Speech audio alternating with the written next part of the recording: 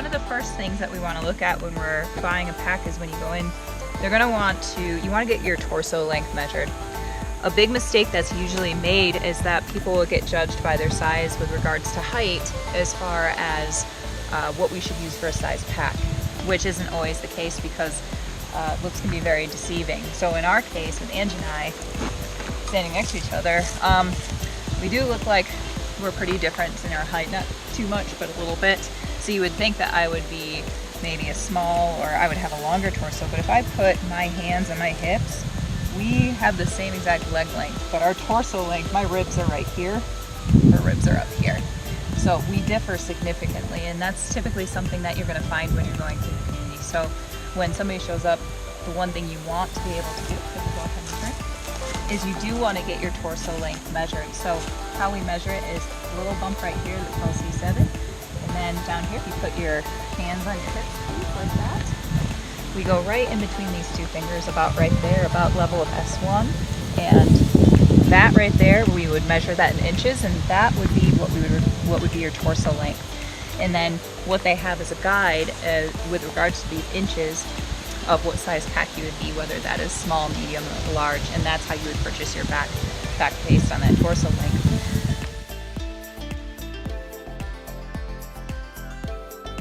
When you look at a pack, what's really nice is the more adjustments that you can make on a pack, the more that you can alter it so that you won't get injured. So if we look at a pack like this, my pack comes with a way that you can actually adjust the torso length. And you'll see there's so many different brands of backpack that will allow you to do this in several different ways. This one's pretty simple. You can go like that, and then you can put this, in any level that you really want. You can even go through 2 or 3 levels, and that will actually help change your torso length. So I would recommend finding a pack to where you can get one and you can make this adjustment right here. So the second piece of that is the hip belt. And what I would say with a hip belt is this is probably, out of any piece on your backpack, the hip belt is probably the most important. So when we go to measure this, what we would want is you find the iliac crest right here. You want about an inch. You want this this top part to come about an inch from the top of the iliac crest. So really, if this is on appropriately, you're going to see that your iliac crest comes about right in between that hip belt, and that makes sure that you have an even distribution of the weight through your legs. If you don't have a hip belt, you're relying on about 30%. The hip belt will actually take up 30% of the weight. If you don't have that extra 30% is going to be through your shoulders, and you're going to be dealing with a lot of shoulder pain.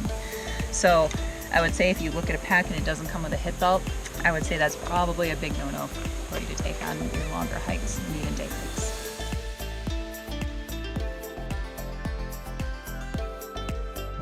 And then with that being said, once you look at all your components and you go up to the vendor, they will probably give you an option of, can we load your pack for you so that you can try it and walk around and see what it is. And a lot of times we're in such a rush and we say, no, I think this fits really good, I'll go and I'll try it.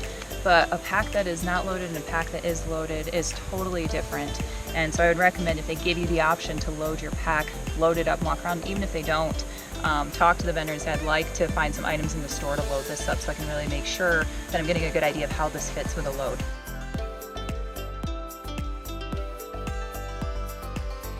And then the last piece of this, and I think when we're dealing with injury prevention, and something that's very important, is when you have an injury, it usually comes from repetitive use over time.